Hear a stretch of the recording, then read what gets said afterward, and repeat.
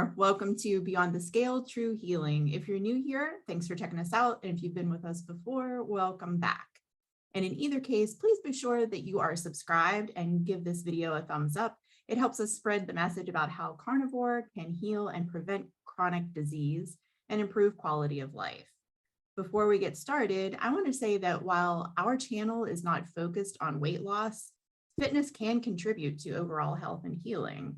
With that, we would like to welcome Carnivore brothers Jay and Anderson, also known as Butterfueled. Please start by introducing yourself. Guys, tell us how you became carnivores.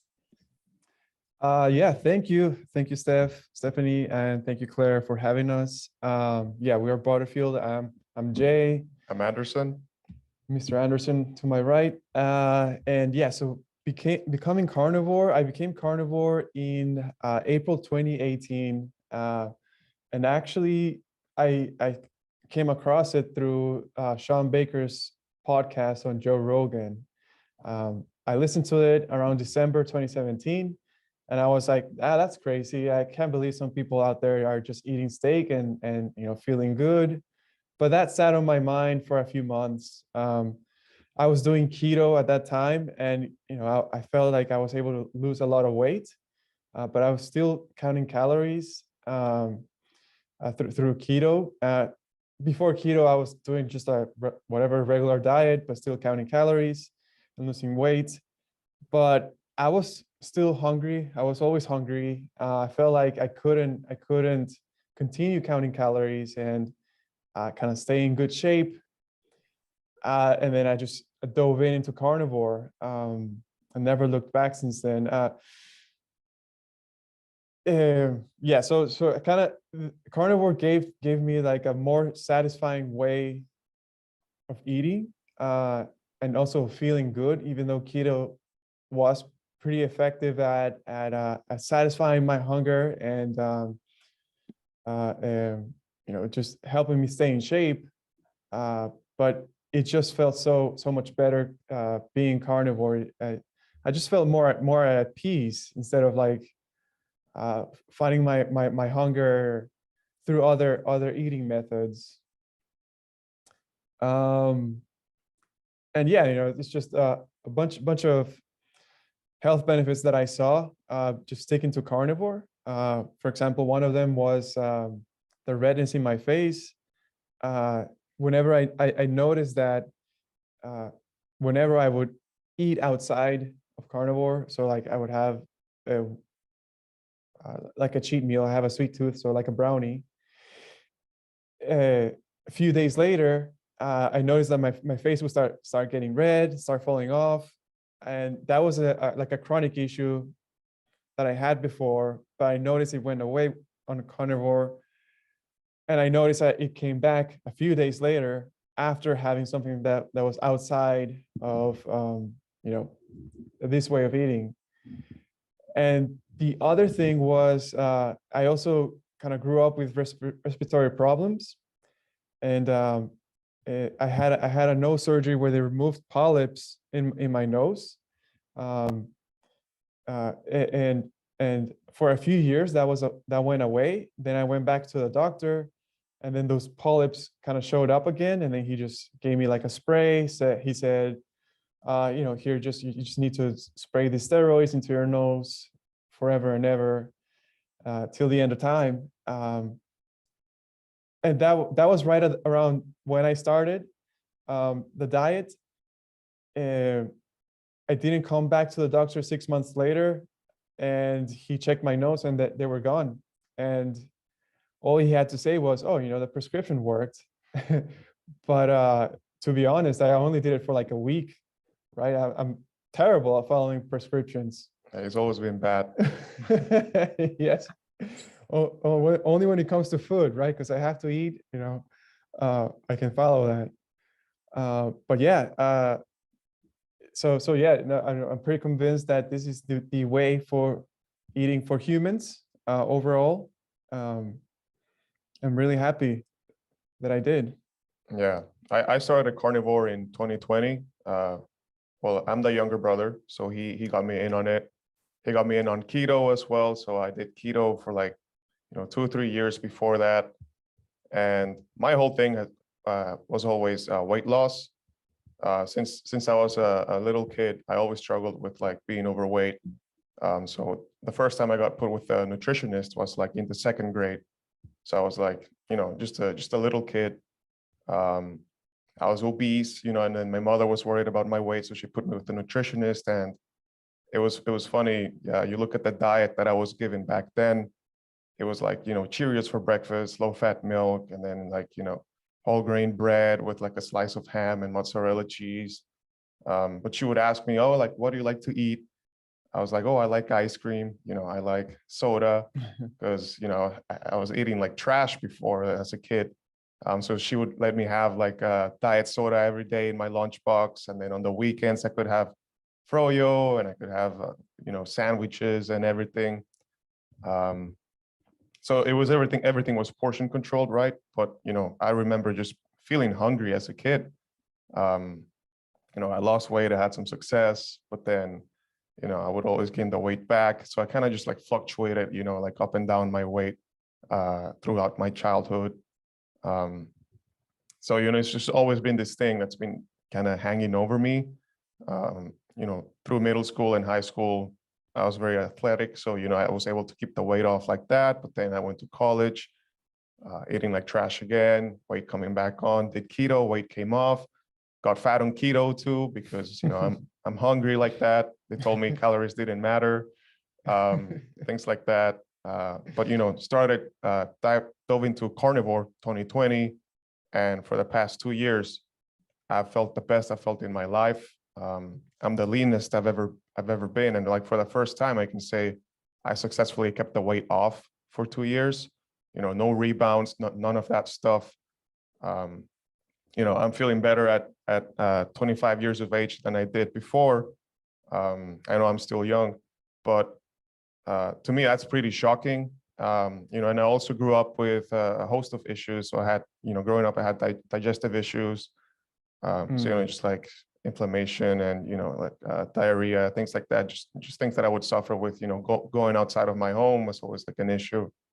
Respiratory illnesses as well, just like infectious diseases. I thought going to the doctor was a normal thing. I would go like on a monthly basis, and get my medicines and my sprays and, all my things. I like my doctor, he was a cool guy. I don't miss him. But now all of those things are just gone. And I can't believe, I look back and I feel sorry for the kid that I used to be. But, and I feel that we feel this calling, to spread the message and support other people on their journeys, because as you may be very well aware, is everyone around you will kind of push back against this way of living, this way of eating. So you kind of have to become an expert in all fields to justify, trying to be better, trying to feel better. And that's what we look to do, try to arm people with the truth and information. Yeah, we often see posts on your Instagram, for example, speaking about cholesterol. And it's really good to educate people about cholesterol. So could you spread the word a little bit now to explain to people how eating fatty meat and lots of animal fat is not harmful for your health?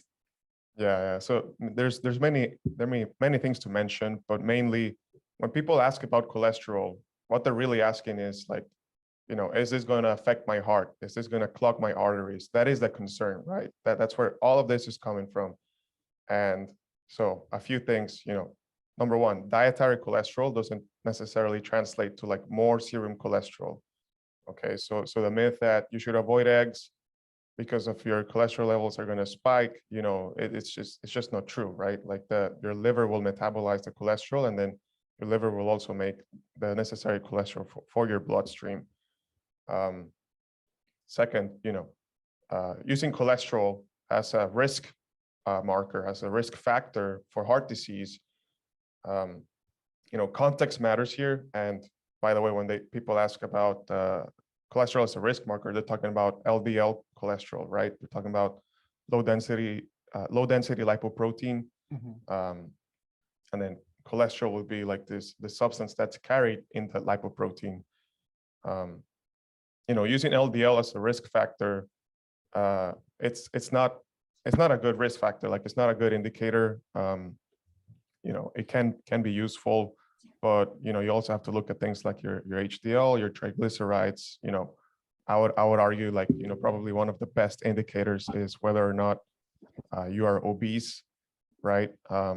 If you have pre-diabetes, diabetes, like, these other conditions consistently show up in across all literature, across all examples of people with heart disease, as being, significantly higher risk factors than a higher LDL. And just thinking intuitively, you see this all the time with carnivore and people who do keto. You lose the weight, your life gets better, your energy levels get better, your life improves across all aspects, but your LDL went up. So now you're at a higher risk for heart disease than you were before. It just doesn't make sense. Yeah. Yeah, the cholesterol paradox. There's actually like I believe there's a study that was published not probably somewhere around this year, talking about the cholesterol paradox, right? It looks like people are healthier when they lose the weight. However, their cholesterol is high. All these other diseases, for example, like diabetes and obesity, like you said, if we look at obesity, I think diabetes, there's a study from the Women's Health Initiative that says diabetes showed a 10 times greater risk factor for heart disease. And then you go down the list, it's diabetes next, and then it's being overweight. So not obese, but overweight, then having hypertension. Yeah, hypertension, that's a big one. Yeah, and then metabolic syndrome, which is a combination of like three or five different things, 3 out of 5 different things, which is being overweight, high blood pressure, hypertension. And then you can keep going down the list until you get to like something that's 20% higher chance, and that's LDL. So you go from 10 times giving you heart disease down to something that's 20% relative risk or something like that, around 20%, which statistically speaking, that's just like noise, right? It's one day it could be 20%, the other day could be 0%. It's just noise that, yeah, statistical noise. Right. Yeah. And many other things. LDL is useful in the body, as a lipoprotein. LDL helps mobilize fatty acids. So, if you're not eating carbs, one of the reasons LDL goes up is because you need the fatty acids for energy, right? So that's why your LDL will go up. But then, if you're looking at blood tests, you should check, your triglyceride levels should be lower, and your HDL levels should be higher. That's a sign. That's what they've termed like the healthy trinity, I believe, or something like that, by Dave Feldman, who's like a cholesterol expert. He's doing a bunch of good research. Yeah, he's putting out research on the cholesterol stuff, which is really good. If you have high LDL and you have high triglycerides and low HDL, that's an issue. That's a sign of insulin resistance, because think about the LDL particles like boats that carry energy. So if you have a high number of boats circulating around you, but then they're also carrying a lot of triglycerides, that means your body's being inefficient at using the triglycerides, and the triglycerides are the energy, right? Meanwhile, if you have an abundance of LDL, low TGs, then that means like your body's being able to use them efficiently. LDL also carries like your fat soluble vitamins, right? So, if you're not eating the fat, where are you getting your fat soluble vitamins from? Your vitamins A, D, E, K, in their animal form. If you're not eating animal fats, you're just not going to get them. Like, you can play dietary acrobatics all you want, but it's not going to happen. Cholesterol is important for brain health as well. There's a correlation between low cholesterol and cognitive decline. Absolutely. Absolutely. It's important for every aspect of health. Yeah. And the people who fear monger about cholesterol, they're coming at it from all these epidemiological associative studies that show that, higher cholesterol levels are present in those who, experience more heart disease. But then, you have studies like that kind of show the opposite, right? Like a higher LDL is actually protective. It's actually good. So, it's not that straightforward. It's just not. And people will say like, oh, okay, but then we look at the totality of evidence and consensus. And that's when things start going wrong because, you can't rely on consensus. That's not the way it's supposed to work. That's not the way science is designed to work. That is, that's more like political ideology once you start looking at consensus. Right. All sorts Right. of things. Yeah. Another rabbit hole we could go down. There's There's too so many many. things. Yeah. Yeah. I wanted to ask you about carbs too. I see a lot of people kind of in the fitness world who say carbs are needed for recovery or prior to intense workouts. My husband's a runner. He's not currently using carbs. So what do you guys think about that? Is it true? Are some amount of carbs needed? Well, I think, yeah, from my personal experience, I don't really consume carbs for exercise or for, we focus on building muscle, and, we have been able to do it effectively without carbs. There's the long distance aspect or endurance aspect of it that being fueled by fat gives you more steady energy. So the endurance aspect, it's pretty clear that in terms of endurance, it can help. What is not clear is in terms of short bouts of intense exercise, where you sort of get into, oh, is carbs, do you need carbs better because they're quick at energy, or can you actually do it with fat? There was actually a study done showing that, looking at the grand scheme of things, if you calorie equate carbs versus fat, it works, right? So if you are consuming the same amount of calories using carbs versus someone who's consuming the same amount of calories using fat, and you're both trying to build muscle, you both will build muscle, right? So on my opinion, I don't think you need them. Some people, when they first start eating high fat, sure, there's a transition where your body's not used to using fat as your main energy source. So it'll be harder for you to kind of use that energy or bring that energy to your workout. A workaround is using more salt as a pre-workout, salt and water. We see that that's pretty effective at helping with your energy. But other than that, it probably takes 5 to 6 months if you want to bring that energy to the gym. Yeah. Yeah, depending on your history, if you're transitioning to like a fat adapted state for the first time, then you might have your performance will take a hit in terms of, the gym or just running, any endurance sport. But one of the main talking points in favor of using carbs for exercise is, replenishing your glycogen, right? So that's the glucose that's stored in the muscle tissue that is used like immediately. It's immediately available for like spurts of energy. But unfortunately, there's not that much. There's not that many studies comparing, like keto athletes versus, carb adapted athletes, and this industry of fitness and nutrition is severely confounded by,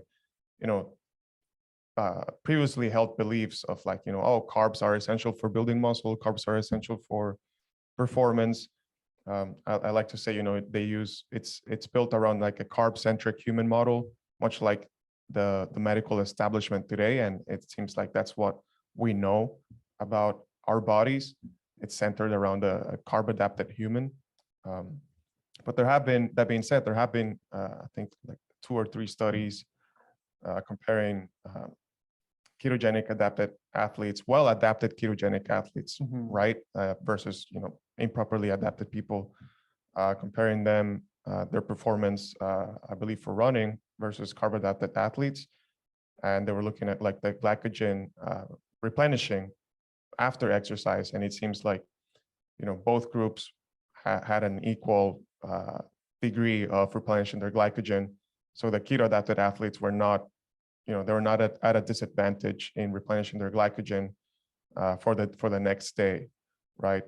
The only difference was in, athletes who were doing like 2 intense training sessions a day, right? So these are high level athletes, right? Not like, me or my That's a good brother, point. or like, your average gym goer, or like, recreational exercise person. These people were doing 2 intense training sessions a day. In that particular scenario, adding the carbs did seem beneficial, Mm. but that's, you're talking about high level athletes again. These are Olympic level people training, many, many hours a day. Yeah. So very different case. There's also the option of using, like mentioned my husband's a runner. He found that just increasing his animal-based carbs was very helpful. Like he's okay. now having full fat Greek yogurt in the mornings, and actually increased his protein. And I think that helps with the glycogen, and started eating more eggs. And that Yeah. made a huge difference. So he didn't even have to introduce like any kind of processed carbs or fruits or vegetables or anything like that. Just those Oh, that's animal awesome. carbs was really helpful. So it's No, good to know that he's on the right track. So yeah, Yeah. no, that's good to hear. Yogurt, yeah, I never thought of yogurt as a strategy for, for running. It does make sense, right? If yogurt has like all your 3 macronutrients. It's pretty low carb in the grand theme of things, right? Mhm. Like a cup of yogurt probably is what, 10 to 15, maybe 20 Yeah, somewhere around that. grams of carbs. But no, yeah, that's pretty cool. And you read articles that say, hey, a Pop-Tart, it's the best pre-workout for you for, for running or for whatever exercise, because it's readily becomes sugar, glucose, which is kind of absurd, because you're not really getting any real nutrition. You're not getting any real vitamins, minerals, or protein. So you're just looking at glucose as like, oh, this is the thing that you need for your workout, and completely disregarding the infinite amount of things that are in real food for your workout that can help, do help. Yeah, help your performance and everything. And Yeah. that's a good point you bring up, like the nutrients from the whole foods, right? Versus like these in case of a Pop-Tart, you're dealing with like refined flour, refined sugar. I'm sure it has seed oils too, that sort of a thing. For sure. But if you're eating the whole foods, you're getting the vitamins together with the minerals, and you're getting the fats for energy. And if you're doing dairy, you're getting those carbs too. So everything's working synergistically together, which will support your performance too. It'll support your hormones, it'll support your muscle, that sort of thing, right? Right. Yeah. Yeah.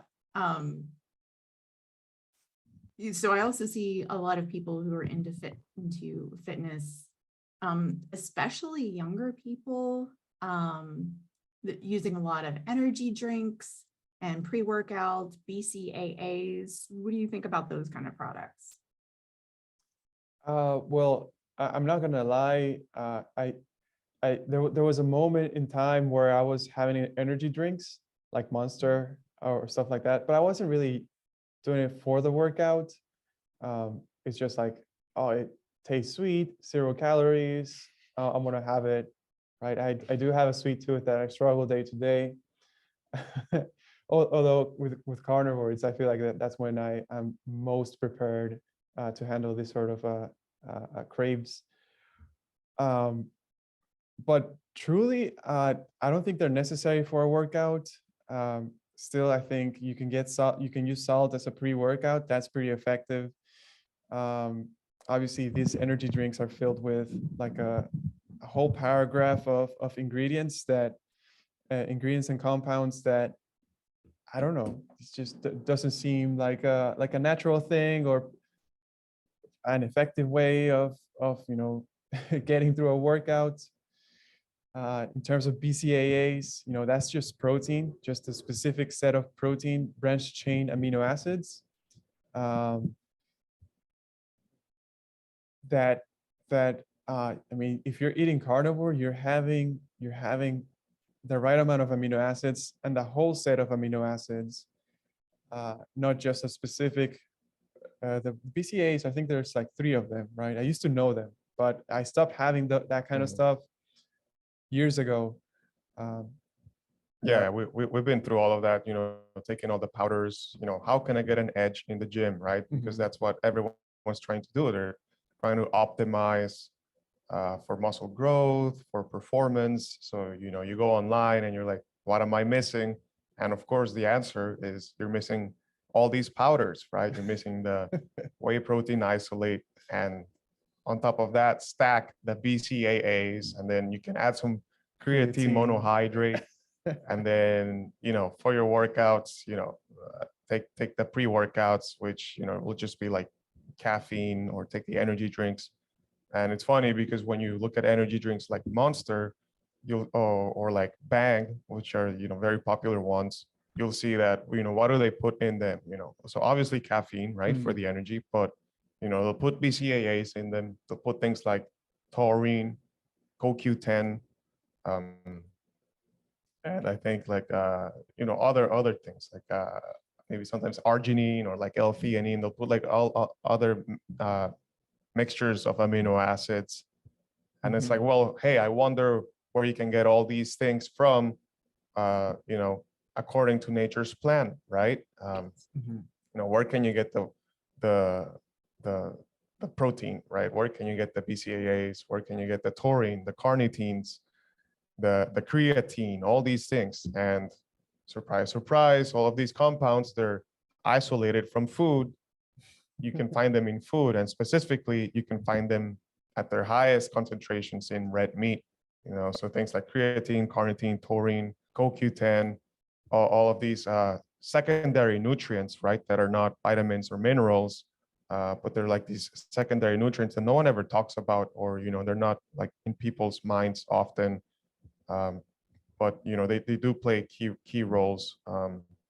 So I think before you go and reach for that expensive powder, you should look at what are you eating, because the current way of thinking is, or like, the conventional way of thinking when it comes to nutrition and fitness is, it's all calories, and, you just got to hit your protein and you're good. So, that encourages, making room for the Pop-Tarts. You use calories as an excuse to eat Pop-Tarts, to eat the junk, and then to hit your protein, you'll take the powder, right?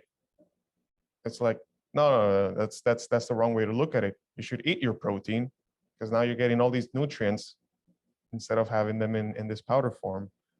And boom, it's surprisingly simple, but yeah. I suppose people want that convenience, and just like, there's all marketing, right? Exactly. You think that you need all of these things, and it's all so expensive. I've used BCAAs in the past. I know my son uses a lot of protein powders and things like that. He's not a carnivore, but he lifts a lot, lifts pretty heavy, and is trying to build muscle. But he uses a lot of those kinds of products, when really all you have to do is eat meat, use salt, and drink water, right? Yeah. A little caffeine maybe in coffee or something like that if you feel like you need a boost, but the rest really isn't necessary. Yeah. We're coffee junkies, hands down. We'll confess. Yeah. We always talk about just weaning off caffeine all the time. Sometimes we are able to do it. I think last year we were able to do it for an extended period. Yeah, last year we went a while without caffeine. We went a while. Right now we're having coffee. But we do our workouts so early in the morning that we just feel like it's better just to have like a half a glass of water and salt. and then just go to the gym as quickly as possible, and then have our coffee afterwards. We would love to have our coffee before our workout. I think it would probably give us a little bit more of a boost, but sometimes it just straight up coffee in the morning. It's not something that we crave first thing in the morning. Yeah. Right. Yeah. It's more like a reward for after the workout. That's just the way we've been doing it. Yeah. But Yeah. So do you work yeah. out fasted then? Or Yes. sort of in a fasted state before your breakfast? Okay. Yeah, absolutely fasted. And well, to us, it's just because it's easier to go in the morning Mhm. and, Mhm. before work. And then like, if having a snack before the gym, like it just, that's not what we're used to. And some other people will be used to Yeah.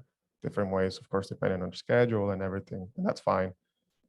Yeah, it's because of schedule mainly. I can say that having eating food and then go to the gym, I actually feel stronger, and I feel like Yeah. I can actually sustain a workout longer.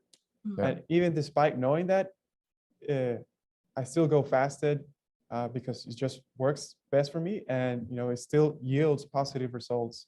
So Yeah, there's no excuse, right? there's no excuse. And then, maybe on the weekend, we will like have breakfast, take a walk, and then go to the gym.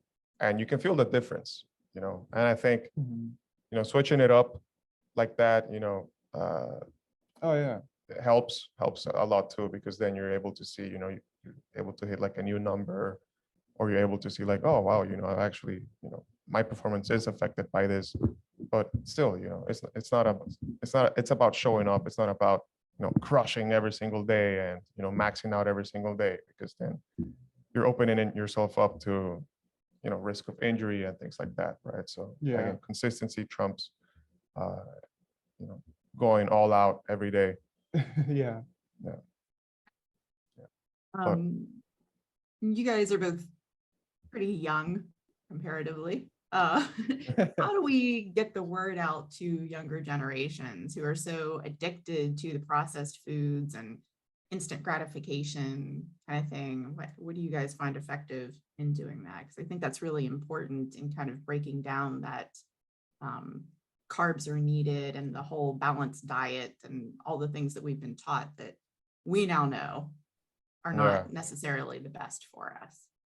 yeah, that's a great question, because, the kids these days, they're being bombarded on social media, at school, probably by their parents, their families, that all the meats are bad, and, they gotta go plant-based, and the fake milks to say that it's better for your health and better for the planet. They're getting all this messaging constantly. So that's that's something that we think about a lot. How do we get this message across to younger generations, right? Because I think we're losing the fight. And it's funny because well, it's not funny, but you realize in the carnivore community, it's kind of like people jump into carnivore to fix a host of like chronic health issues that they've developed throughout years, right? So the average age, I guess, tends to be like, a bit higher. Mm. And you kind of see like this working its way down from like older generations to like younger generations. So how can we get younger generations on board? Well, I think starting with men, boys always want to, be strong, build muscle, look good, and because they think they're gonna get the chicks, and they're gonna be respected by their peers, things like that. So targeting them in this aspect, where hey, you don't need to buy all these expensive powders. You just need to start eating, steak, eggs, and milk. Basically, you're gonna get all your nutrients, all your protein, highest quality form, most bioavailability this way.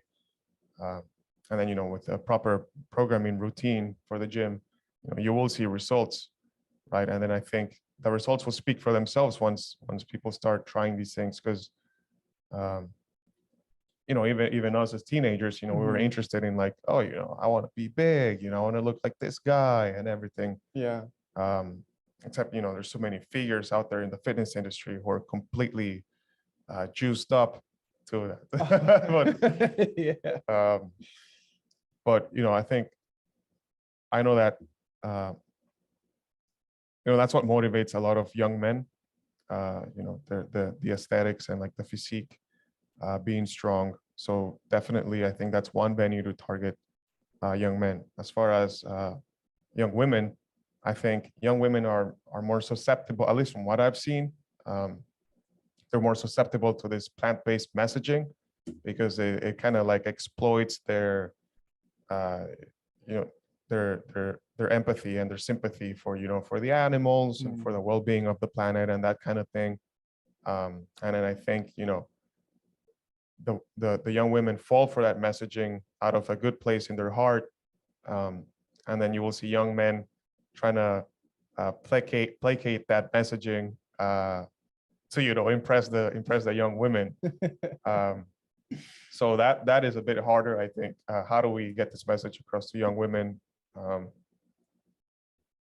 It's it's a harder question to answer from my perspective. Again, because it's much more you know, like the plant-based messaging and the vegan messaging is much more shock value driven, right? They'll show you all these things, the animals and the planet. Yeah. They tend to fall for that more often. But you know, I think just putting stories out there, you know, sharing the stories of people who have gone carnivore, former vegans who started eating meat, sharing all these stories tends to make noise on social media because, again, you know, we can argue about the planet and about the animals all we want, but when it comes to human health, the results will speak for themselves. Yeah. Right. So, and there's you know, a whole host of issues that people face by going on like the vegan plant-based diets, which I think is, you know, the fight taking place for the young people's minds, right? That's really incredible insight that you had there. That's even something that I had never considered, that young women are being kind of manipulated with their emotions into being kind of anti-meat in general. So Yeah, that's brilliant. Thank it's you for that. yeah, it's really concerning because even I've seen it like in people my age, friends of mine, or well, former friends of mine who, you know, I would see them eating like trash. Female friends of mine eating like trash, eating like mostly vegetarians. They're eating lots of bread, like lots of sugar, you know, experiencing things like bloating, you know, lots of bloating, like literally like after every meal. And my friend, she would call it like, oh, look at my food, baby. You know, she kind of like play around with it. And then there's this whole like bloating acceptance movement, which is, you know, normalizing like inflammation in your gut, which is not healthy. It's you know, bloating is your gut being inflamed. There's this whole movement trying to accept that, you know, there's this whole movement of body positivity and fat acceptance. And women tend to, I guess the young women tend to support that. And I saw it in my friend, but, you know, eventually, and it was very clear to me because of my experience with carnivore and all the stories I've seen, eventually my friend ended up having, you know, like developing anxiety issues and sort of like depression and like mental issues, going to the doctor, being prescribed, you know, like pills for these things. And I was like, well, hey, listen, I really think, you know, if we try like just, you know, cutting back down on a little bit of this and adding a bit more meat and just animal products and these animal protein, whatever you want. It doesn't have to be red meat because this person was against red meat. You know, you have the chicken, have pork, eat bacon, like whatever you like, eat more cheese. Just, I think this could really help you. You know, it became like a whole issue, a whole argument, to the point where, like, you know, she stopped talking to me because she was like, you know, she thought I was I was like downplaying her illness and her condition, right? Which, you know, that was never my intention, but I understand. You know, she's like, well, my doctor said this, you know, why would my doctor lie to me? You know, I got my blood tests, you know, this pill helped lower my CRP levels, you know, like her inflammatory biomarker levels, you know, I'm doing better. Like, you know, it's just gonna take time. You know, I have this chemical imbalance in my brain, you know, like it's not, you know, meat isn't gonna fix it for me. And I'm like, you know, you can't help everyone, right? You can't save those who are not willing to take a risk or go beyond what the doctor tells you, right? It was frustrating, and I saw it firsthand. Yeah. And again, you know, all the Yeah. best to her and several people who go through this, because I know I have many friends who, you know, develop the anxiety and depression issues, and not to downplay any of those things, but you know what I mean. Nutrition does play a big role in Exactly. your brain Meat health. actually can help. Yeah, it's So, like, crazy. You know, the addition of meat and then removing all the processed stuff, yeah, you know, rather than taking a pill. It just, exactly.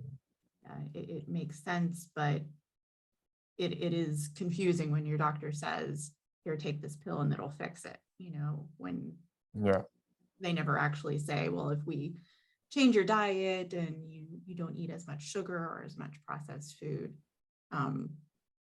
that will actually help and you won't need this pill. And you mentioned the body positivity thing too, and that's something that I find very concerning, because I agree with body positivity in that there is beauty at every size, hmm, but let's not confuse that with health at every size, because clearly, even if you're not on any medications, there are some underlying health issues where that weight wouldn't be there. So I think yeah, that's an important differentiation to make.